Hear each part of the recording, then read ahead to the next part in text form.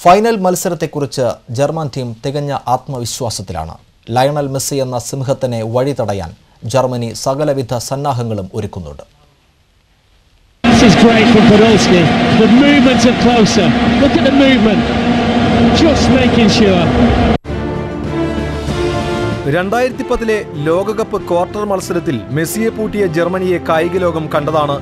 അന്ന് എതിരില്ലാത്ത 4 ഗോളിന് ജർമ്മനി അർജന്റീനയെ തറപറ്റിച്ചു. അർജന്റീന ജേഴ്സിയിൽ നിറമങ്ങിയ 2010 മെസ്സിയല്ല ഇന്നത്തെ മെസ്സി. മികച്ച ഫോമിൽ രാജ്യത്തിനു വേണ്ടി കളിക്കളത്തിൽ പോരാടുന്ന അപകടകാരിയാണ് മെസ്സി. അതുകൊണ്ട് തന്നെ മെസ്സിയെ കുരുക്കാൻ ജർമ്മൻ പട തന്ത്രങ്ങളൊരുക്കി കഴിഞ്ഞു. 7-ാം നമ്പർ ജേഴ്സിക്കാരനായ ഷ്വൈൻസ്റ്റീഗറിനെ ജർമ്മൻ കോച്ച് ജോക്കിംഗ് ലൂ ഇതിനായി ഒരുക്കിയത്രേ. മെസ്സിയെ പിന്തുടർന്ന് പന്ത് നൽകാതെ നോക്കുകയാണ് ഷ്വൈൻസ്റ്റീഗറുടെ ജോലി.